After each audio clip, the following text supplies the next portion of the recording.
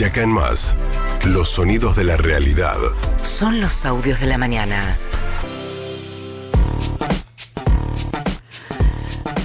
Mientras el gobierno intenta poner en marcha el nuevo esquema de gobierno, quedan todavía algunos rezagos de Manuel Adorni. Ayer se conoció el audio en el que, en otro contexto, sería considerado una interferencia con el trámite de la causa judicial, porque de hecho cuando él llama al contratista Matías Tabar, que había hecho las reformas en su country, lo hace en el contexto de que tenía que ir a declarar a los tribunales, y ahí se ofrece a ayudarlo de esta manera. Mati querido, bueno, estamos desencontrados. Escúchame, yo ahora estoy yendo a mi jornada histórica en el Congreso. Te vuelvo a llamar a la tarde porque se nos acota, viste, el tiempo. Así que bueno, nada. Te intento ubicar a la tarde. Te mando un abrazo gigante. Bueno, y hay otro después en el que le dice, no sé si tenemos el otro, en el que le dice, cualquier cosa que necesites vos me avisás. ¿Cómo es el textual? Lo que hice yo ahí, que borré, no queda más registro de nada. Igual te van a llamar a un teléfono que no se puede, de un teléfono no registrado. Mati, querido, ¿qué haces? Escúchame, yo te tengo que hablar hace como 10, 15 días. Yo este fin de voy a ir a Indio, así que si querés hablamos ahí, que voy a estar más tranquilo.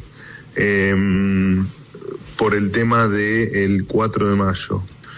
Nada, obviamente te voy a dar todo el soporte que necesites y despreocupate, como hice con todos. Eso está de más decírtelo, pero contás con todo lo que yo te puedo ayudar.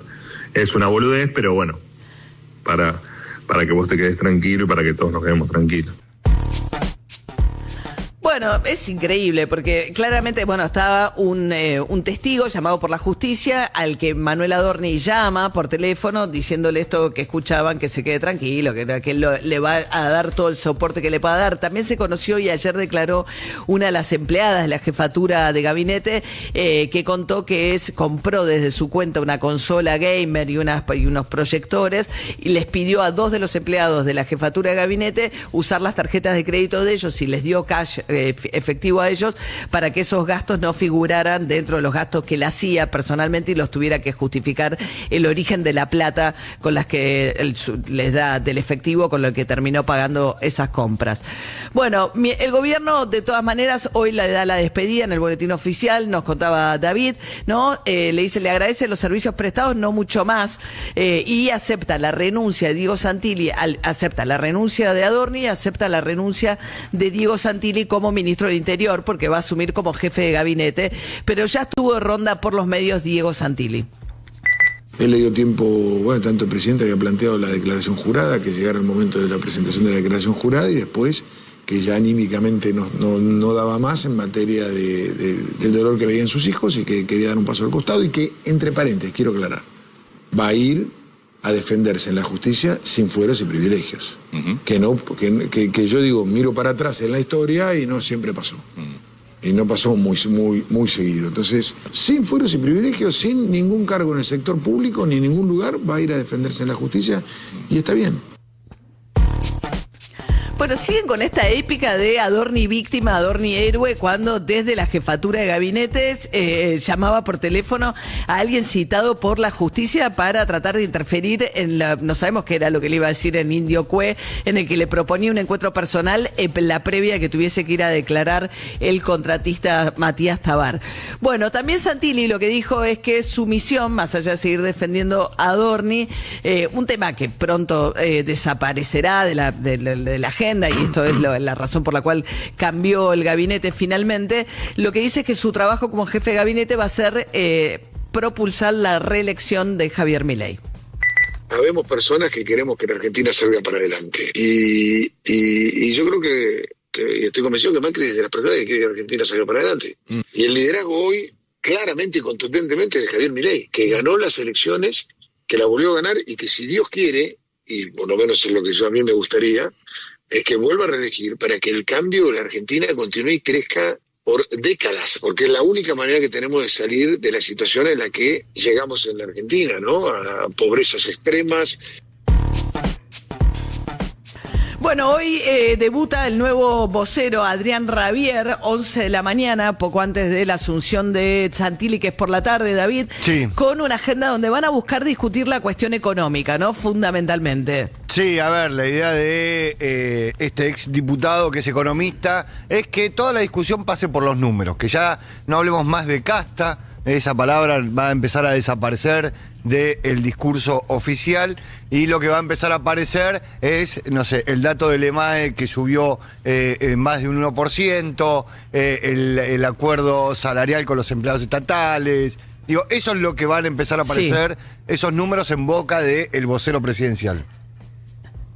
El EMA es el índice, ¿no?, del crecimiento económico, que claro, pasa que como sigue pasando, mostrás lo que mueve mucho la economía, son sectores que generan muy poco empleo, la destrucción de empleo se mantiene, la inflación no perfora, digamos, el 2 y pico %. Ayer Milei habló de ese tema, del tema de la inflación de esta manera. Tarde o temprano vamos a quebrar la inflación. Ya vinieron 2 meses seguidos de caída. Lo dije cientos de veces, no es un movimiento rectilíneo uniforme, no es una asíntota perfecta, pero digo, cuando usted mira la serie, la inflación cae. Digo, de hecho, parece, digamos, una montaña rusa la caída que hay de la inflación a lo largo de nuestro gobierno. O sea, a lo que voy es, inexorablemente, vamos a exterminar la inflación. O sea, nuestra expectativa es que lo vamos... ¿Por qué? Porque seguimos haciendo lo que hay que hacer para bajar la inflación. Bueno, no sé si la montaña rusa es el mejor ejemplo, porque cae muy de golpe y de repente vuelve a subir muy de golpe. Pero vuelve a caer, ¿no? O sea, pero siempre vuelve a caer.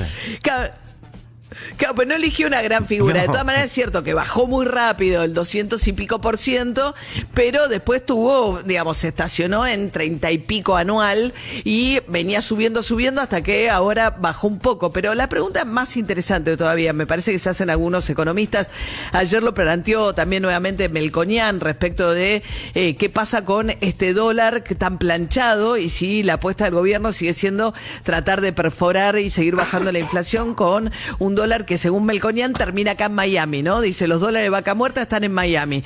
Tenés un récord de superávit comercial por exportaciones, 2.700 millones de dólares. ¿Cuánto compran los ahorristas? 2.600 millones de dólares, ¿no?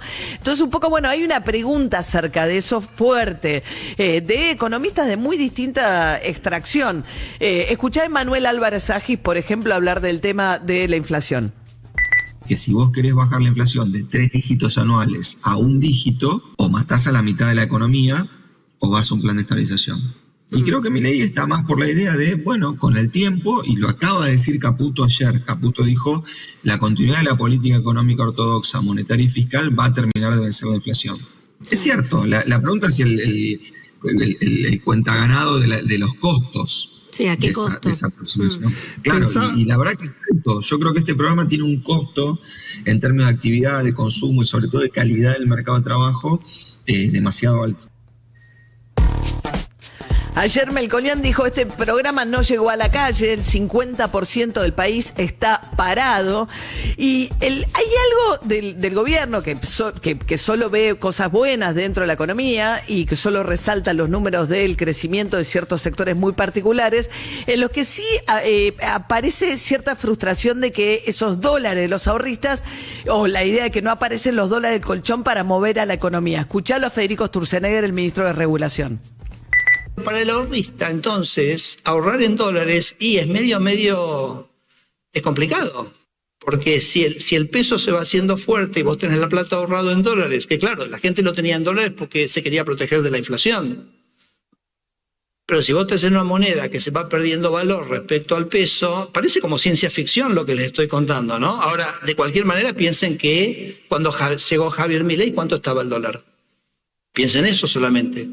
El que tenía dólares, ¿cuánto perdió en valor adquisitivo? O sea, es ciencia ficción, pero es la ciencia ficción de los últimos 2 años. Es la ciencia ficción de una Argentina diferente, que hay que pensar las cosas de manera diferente.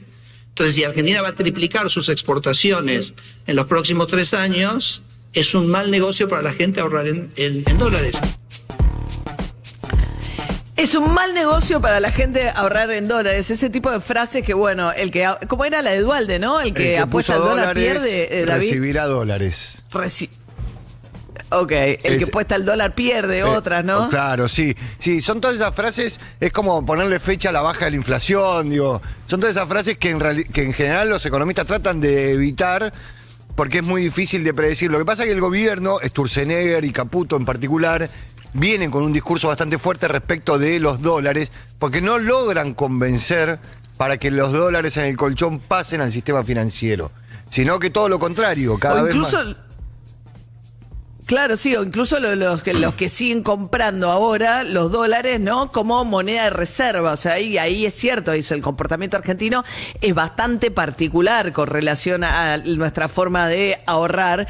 Pero justamente por eso es lo que decía Melconian, en una Argentina que funciona de esa manera, si le pones los incentivos para que siga funcionando de esa manera, no es un problema de lógica, de que, bueno, claro, le haces una colocación en pesos y te la jugás al carry trade y vas a saber cuándo salir del carry trade, ¿no? A ver, ¿qué más dijo Sturzenegger? Bueno, ahora, muchachos, se van a una LIC, se van a un banco, dice yo quiero emitir esto y lo emiten, ¿ok? Y tendría que ser muy sencillo. Entonces se les abre todo un mundo de posibilidades y de libertad en financiamiento que les digo, explórenlo, empujen, así como empújennos a nosotros con la desregulación, empujen a los actores del sector financiero a darse esto. Y les voy a decir una cosa, la plata sobra. Sobra. ¿Por qué sobra? Porque los argentinos tienen 300.000 millones de dólares ahorrados en el exterior, o en el colchón, o en las cajas fuertes, etcétera. Bueno, eso dice Sturzenegger, pero claro, todos los intentos del gobierno, ¿te acuerdas de la publicidad del colchón, ¿no? Sí. Del Banco Nación con los colchones. Bueno, no aparece. Y la inversión, si bien las promesas del RIGI, como contabas ayer, David, te comprometes a una inversión futura, bueno, hoy la inversión está cayendo. Sí. Entonces tenés un problema de actividad económica muy serio que el gobierno se niega a mirar. Fíjate, Federico Furias, el secretario de Finanzas, el segundo audio sería, Martín. Y este crecimiento económico se da con una particularidad. Se da con exportaciones en niveles récord y con el consumo privado en niveles récord. Y eso es algo que en Argentina es importante, es una novedad y que es consistente con este nuevo modelo de crecimiento económico que está basado en la estabilidad macro. Tenemos niveles de consumo privado récord, pero también exportaciones en niveles récord. ¿Y eso por qué es importante? Porque eso marca que este crecimiento del consumo privado es sostenible en el tiempo. Bueno, nunca entran, ¿no?, en la discusión las otras paradojas, ¿no? Que vos tenés un crecimiento con destrucción de empleo, que tenés, ¿no?, un crecimiento con caída del consumo masivo. Una cosa es el consumo privado, otra cosa es el consumo masivo. Tenés récord de niveles de endeudamiento también de las familias. Hay toda una situación que el gobierno no incorpora dentro de su discurso la posibilidad de debatir acerca de los sectores que están golpeadísimos y los efectos que esos sectores tan golpeados tiene sobre millones de familias. Hay que ver, esta es la base del discurso electoral, ¿no?, con el que van a ir consolidando este discurso, buscando ordenarle el gobierno o el discurso del gobierno en dirección a ir a las elecciones con la economía como principal argumento. Bueno, son ahora las 7:16 de la...